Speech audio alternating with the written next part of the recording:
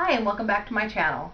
This time I thought I would bring in a dialect expert to help you with your writing so that your dialects can sound natural and interesting. Plenty of people who are able to write very well, but one of the problems is trying to make the speech that they put in a story more true to life.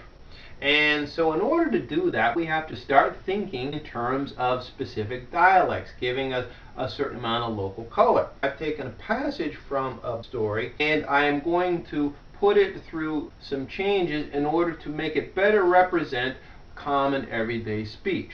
I'll read you this passage. Something inside Willa began to ache.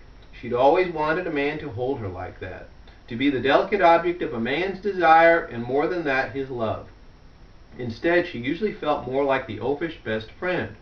She couldn't stop the suspicion that men viewed her as nothing more than a potential blocker for her more attractive friends, or occasionally, when they got drunk enough and it was close to two, the one they were willing to settle for. Alright, so standard English, but what we want to do is we're going to be running it first through jive, then through moron, and then finally through redneck.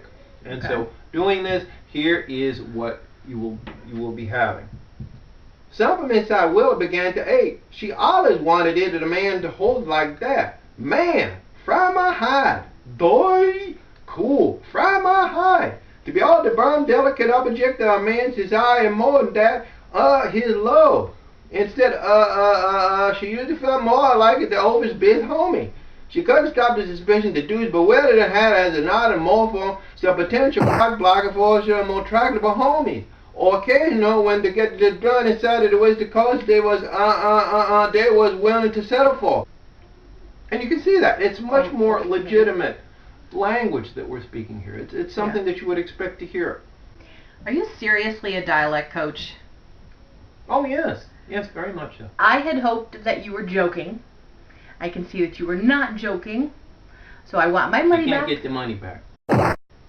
Hi everyone, I'm sorry about that. I honestly thought he was a real dialect coach, but guess not. In fact, I found actually the website where he ran all that stuff through. It's this website that you can go to called the Dialectizer. You can run your dialect through a number of different screens that will give you Cockney, Beaker, Moron, Redneck, all these jive, and that's all he did. And for that, I paid for him to come and talk to you guys.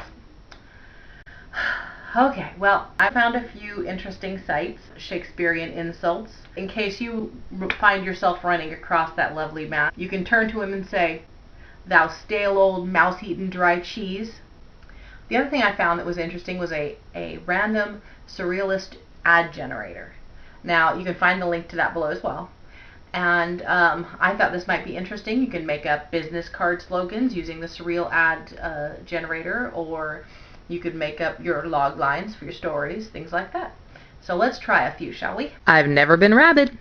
That's perfect for a business card. I mean, who wants a rabid writer around? And here is the log line for your first book. Never try to achieve perpetual motion using parcels.